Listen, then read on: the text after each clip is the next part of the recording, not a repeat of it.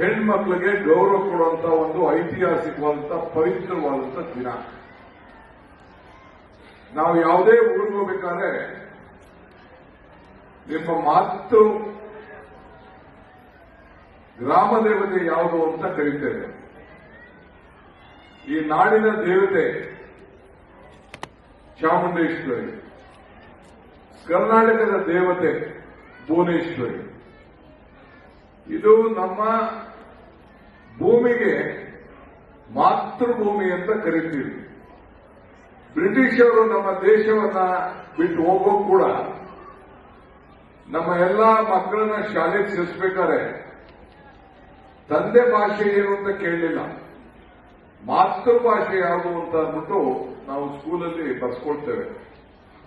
ಅಂದ್ರೆ ಪ್ರತಿಯೊಂದು ಮನೆಯಲ್ಲೂ ಕೂಡ ನಾವು ಹೆಣ್ಣು ಕುಟುಂಬದ ಕಣ್ಣು ಅಂತ ಹೇಳಿ, ಹೆಣ್ಣಿಂದನೇ ನಮ್ಮ ಸಮಾಜ ಬೆಳೆಯುತ್ತದೆ ಅಂತ ಹೇಳಿ ಇವತ್ತು ನಾವೆಲ್ಲ ಒಪ್ಪಿ ಈ ಕಾರ್ಯಕ್ರಮವನ್ನು ನಾವು ಹಮ್ಮಿಕೊಂಡಿದ್ದೇವೆ. ಹೆಣ್ಣು ಮಕ್ಕಳಿದ್ರೆ ಮನೆ ಕನ್ನಡಿ ಇದ್ದಂಗೆ ಅನ್ನೋದು ಕೂಡ ನಮ್ಮ ಹಳ್ಳಿಗಳಲ್ಲಿ ಗಾದೆ ಇದೆ. ಹಾಗೆ ನಮ್ಮ ಸರ್ಕಾರ ನಾನು ಅಧಿಕಾರ ತೆಗೆದುಕೊಂಡ ದಿನದಿಂದ ಇಲ್ಲಿವರೆಗೂ ಕೂಡ ನಮ್ಮ ಸರ್ಕಾರ ಅತಿ ಹೆಚ್ಚು ಮಹಿಳೆಯರಿಗೆ ಒತ್ತನ್ನು ಕೊಟ್ಟು ಹೆಣ್ಣು ಬೆಳೆದರೆ ಸಮಾಜ ಮತ್ತು ಕುಟುಂಬ ಎರಡೂ ಬೆಳೀತದೆ ಅಂತ ಹೇಳಿ 5 ಗ್ಯಾರಂಟಿಗಳಲ್ಲಿ 3-4 ಗ್ಯಾರಂಟಿಗಳ ಹೆಣ್ಣಿಗೆ ಅನುಕೂಲ ಆಗುವಂಥದ್ದು. ಶಕ್ತಿ ಯೋಜನೆ ಇರ್ಬೋದು, ಮನೆಯಲ್ಲಿ ದೀಪ ಬೆಳೆಸುವಂಥದ್ದು ಇರ್ಬೋದು, ಗೃಹಲಕ್ಷ್ಮಿ ಇರ್ಬೋದು, ಎಲ್ಲ ಕಾರ್ಯಕ್ರಮ ಕೂಡ ಗೃಹ ಜ್ಯೋತಿಯಿಂದ ಹಿಡಿದು ಎಲ್ಲ ಕಾರ್ಯಕ್ರಮ ಕೂಡ ಹೆಣ್ಣಿಗೆ ಆರ್ಥಿಕವಾದಂತಹ ಶಕ್ತಿ ತುಂಬುವಂತ ಕೆಲಸವನ್ನ ಇವತ್ತು ನಾವು ಮಾಡಿಕೊಂಡು ನಾವು ಬಂದಿದ್ದೇವೆ. ಇವತ್ತು ನಮ್ಮ ಹಳ್ಳಿಲಿ ಈಗ ಮಣ್ಣು ಇಲ್ಲದೆ ನಾವು ಯಾವ ಮಡಿಕೆನೂ ಮಾಡೋಕ್ಕಾಗುವುದಿಲ್ಲ. ಹಂಗೆ ಹೆಣ್ಣಿಲ್ಲದೆ ಯಾವ ಮನೆ ಕೂಡ ಉದ್ಧಾರ ಆಗಲಿಕ್ಕೆ ಸಾಧ್ಯ ಇಲ್ಲ. ಅದು ಕೂಡ ನಮಗೆ ಒಂದು ನಮ್ಮ ಹಳ್ಳಿಗಳಲ್ಲಿ ಮಾತಾಡುವಂತ ಮಾತಲ್ಲ, ಇದು ವಾಸ್ತವಾಂಶ. ಸೊ ಅದರಲ್ಲಿ ನಮಗೆಲ್ಲ ನಂಬಿಕೆ ಇದೆ. ಇವತ್ತು ಇಷ್ಟು ದೊಡ್ಡ ಸಂಖ್ಯೆಯಲ್ಲಿ ತಾವೆಲ್ಲ ಇಲ್ಲಿ ಬಂದು ಸೇರಿದ್ದೀವಿ. ನಾನು ಇವತ್ತು ಬೆಂಗಳೂರಿನಲ್ಲಿ ಒಂದು ದೊಡ್ಡ ಕಾರ್ಯಕ್ರಮವನ್ನು ಮಾಡಬೇಕಾಗಿತ್ತು, ಆದರೆ ನಾನು ಗುಲ್ಬರ್ಗಕ್ಕೆ ಬರೋದ್ರಿಂದ ಇದು ನಾನು ಇಲ್ಲೂ ಒಂದು ಕಾರ್ಯಕ್ರಮದಲ್ಲಿ ಪಾಲ್ಗೊಳ್ಬೇಕು ಅಂತ ಹೇಳಿ ನಮ್ಮ ಪ್ರಿಯಾಂಕ ಖರ್ಗೆ ಅವರಿಗೆ ಮತ್ತು ನಮ್ಮ ಸ್ಥಳೀಯ ಮುಖಂಡಗಳಿಗೆ ತಿಳಿಸಿ ಇವತ್ತು ಇಲ್ಲಿ ಬೇರೆ ಜೀವನಿಗೆ ಹೋಗಿನ ಮುಂಚಿತವಾಗಿ ನಿಮ್ಮನ್ನೆಲ್ಲ ಭೇಟಿ ಮಾಡಿ ನಿಮ್ಮ ಹತ್ರ ಎಲ್ಲ ಆಶೀರ್ವಾದ ಪಡಿಬೇಕು ಅಂತ ಹೇಳಿ ನಾವೆಲ್ಲ ಇಲ್ಲಿಗೆ ನಾವು ಸೇರಿದ್ದೇವೆ. ನಾನು ಡಿಸಿ ಅವರಿಗೆ, ನಮ್ಮ ಆಫೀಸರ್ಗಳಿಗೆ ಒಂದು ಮಾತು ಹೇಳಲಿಕ್ಕೆ ನಾನು ಬಯಸ್ತಾ ಇದ್ದೀನಿ. ಇಂಥ ಕಾರ್ಯಕ್ರಮದಲ್ಲಿ ಯಾವ ಗಂಡು ಆಫೀಸರ್ಸು ನಿರೂಪಣೆ ಮಾಡೋದಿರಲಿ, ಸ್ಟೇಜ್ ಮೇಲೆ ಬರೋದಿರಲಿ, ಊರಾರ ಹಾಕೋದಿರಲಿ, ಅವೆಲ್ಲ ಮಾಡಬಾರ್ದು. ಹೆಣ್ಣು ಮಕ್ಕಳ ಕೈಲೇ ಮಾಡಿಸ್ಬೇಕು, ಅವರೇ ನಾಯಕರು. ಈಗ ನಾನು ಪ್ರಿಯಾಂಕಾ ಖರ್ಗೆ ಅವರು ಯಾಕೆ ಹೆಣ್ಮಕ್ಳನ್ನೇ ಕರೆಸಿ, ಪುಟಾಣಿ ಮಕ್ಕಳೇ ಕರೆಸಿ ದೀಪ ಜ್ಯೋತಿ ಬೆಳೆಸ್ತು ಅಂದ್ರೆ, ಇದು ನಿಮ್ಮ ಕಾರ್ಯಕ್ರಮ, ನಿಮ್ಮ ಬದುಕು ಒಳ್ಳೆಯದಾಗಲಿ ಅಂತೇಳಿ, ನಿಮ್ಮ ಜೀವನ ಶುಭಂ ಕರೋತಿ ಕಲ್ಯಾಣಂ ಆರೋಗ್ಯಂ ಧನ ಸಂಪದಂ ಜ್ಞಾನ ಶಕ್ತಿ ಸ್ವದರ್ಪಸ್ಯ ದೀಪ ಜ್ಯೋತಿ ಪ್ರಕಾಶದಂ ಅಂತೇಳಿ ನಿಮ್ಮ ಬದುಕು ಮಂಗಳವಾಗಲಿ, ಶುಭವಾಗಲಿ, ಆರೋಗ್ಯವಂತರಾಗಲಿ, ಐಶ್ವರ್ಯದ್ದಾಗಲಿ, ಹೆಚ್ಚಿಗೆ ನೆಮ್ಮದಿ ಶಾಂತಿ ನಿಮ್ಮ ಕುಟುಂಬದಲ್ಲಿ ದೊರೆಯಲಿ ಅಂತೇಳಿ ಬಹಳ ಸಂತೋಷದಿಂದ ಬಂದು ನಾವೆಲ್ಲ ಸೇರಿ ಈ ಜ್ಯೋತಿಯನ್ನ ನಿಮ್ಮ ಊರಿನ ಹೆಣ್ಣು ಮಕ್ಕಳ ಸಮೇತ ನಾವು ಈ ಜ್ಯೋತಿಯನ್ನ ನಾವು ಈ ಸಂದರ್ಭದಲ್ಲಿ ನಾವು ಬೆಳೆಸಿದ್ದೇವೆ. ನಮ್ಮೆಲ್ಲ ಶಿಕ್ಷಣದಲ್ಲೂ ಕೂಡ ಹೆಣ್ಮಕ್ಳು ಬಹಳ ಉತ್ತಮವಾಗಿ ಇವತ್ತು ಪಾಠದಲ್ಲಿ ಓದು ಬರೋದಲ್ಲೆಲ್ಲ ಕೂಡ ಇವತ್ತು ಒಳ್ಳೆಯ ಹೆಸರನ್ನ ತೆಗೆದುಕೊಂಡದ್ದು ಇತಿಹಾಸವನ್ನ ನಾವು ನೋಡಿದ್ದೇವೆ. ಇವತ್ತು ಪ್ರಜಾಪ್ರಭುತ್ವದ ವ್ಯವಸ್ಥೆಯಲ್ಲೂ ಕೂಡ ನಾವ್ಯಾರು ಕೂಡ ನಿಮ್ಮನ್ನ ತಡೆಯಲಿಕ್ಕೆ ಸಾಧ್ಯ ಇಲ್ಲ. ಪಂಚಾಯತಿಯಿಂದ ಪಾರ್ಲಿಮೆಂಟ್ವರೆಗೂ ಈಗ ರಿಸರ್ವೇಷನ್ ಬಂದ್ಬಿಟ್ಟಿದೆ. ಪಂಚಾಯತಿಲಿ 50%.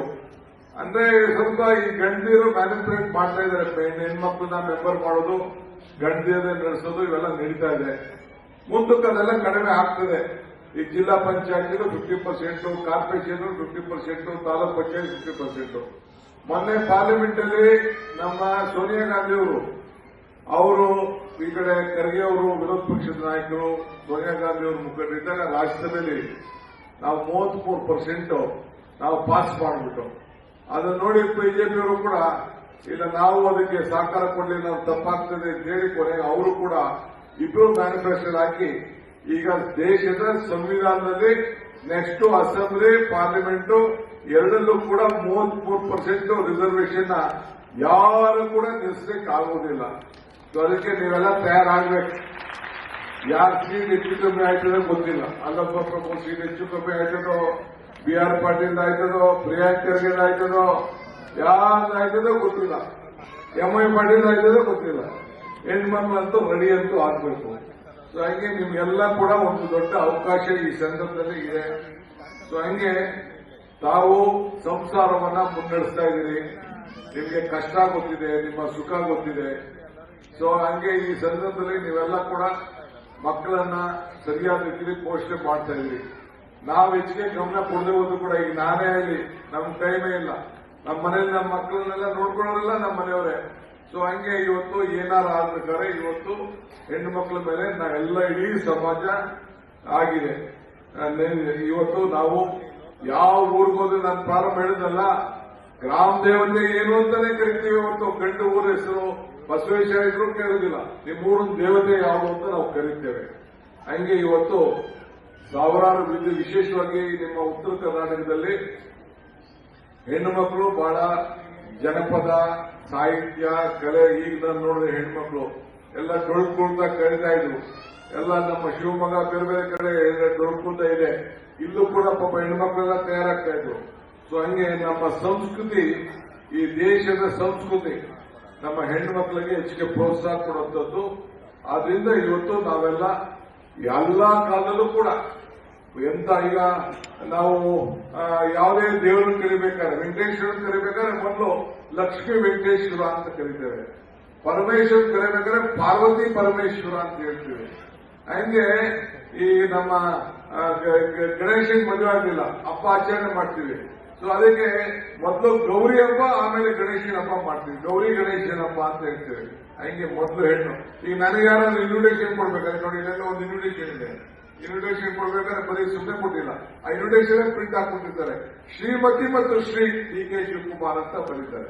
ಅಲ್ಲಿ ಹೆಂಡತಿ ಇಲ್ಲ ಅಂತಂದ್ರೂ ನನ್ನ ಭಕ್ತರ ಹೆಣ್ಮಗಳನ್ನು ಕರೆದುಬಿಟ್ಟು ಆಮೇಲೆ ನಮ್ಮ ಹೆಸರಿಗೆ ಇನ್ವಿಟೇಷನ್ ಕರೀತಾರೆ.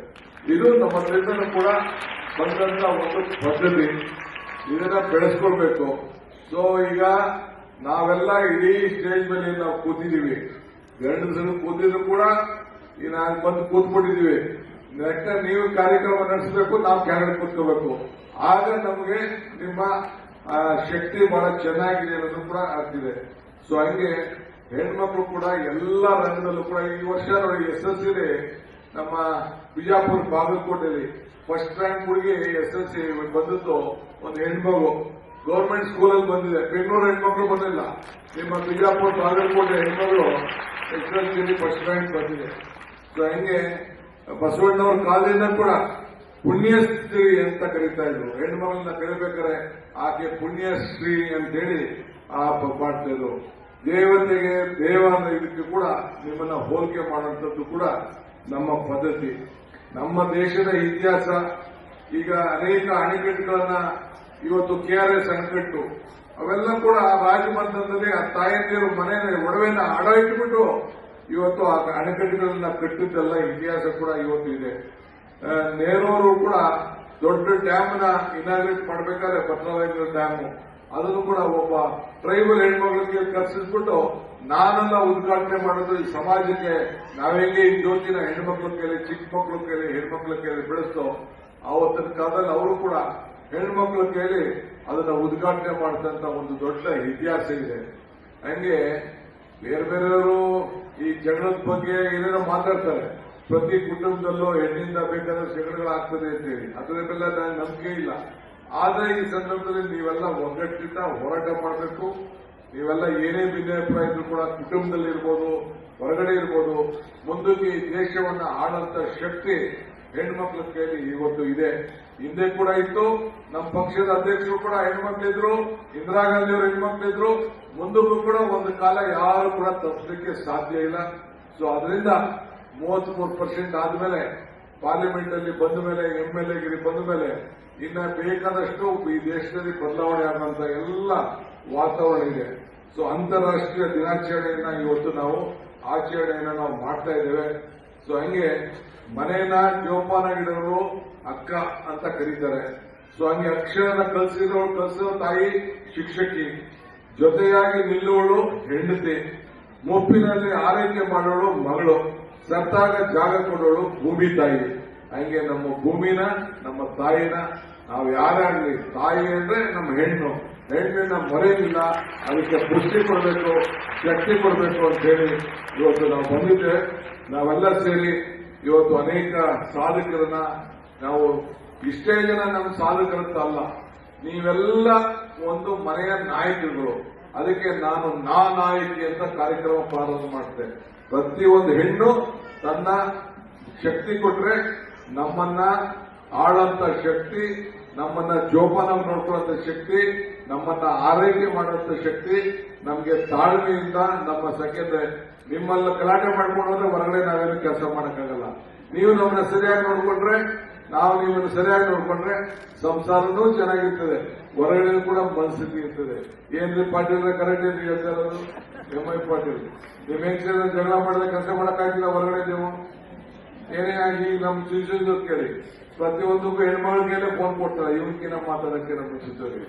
ಸೊ ಹಂಗೆ ಎಲ್ಲ ಹೆಣ್ಮಕ್ಳ ಬಗ್ಗೆ ಈ BC ಅವರು ಹೆಣ್ಮಕ್ಳು ಇದ್ದಾರೆ, ಬಹಳ ಚೆನ್ನಾಗಿ ನಡೆಸ್ತಾ ಇದ್ದಾರೆ. ಸೊ ಅವರ ಮುಖಂಡರಲ್ಲಿ ನಡೀತಾ ಇದೆ. ಒಳ್ಳೆಯದಾಗ್ಲಿ, ಶುಭವಾಗಲಿ.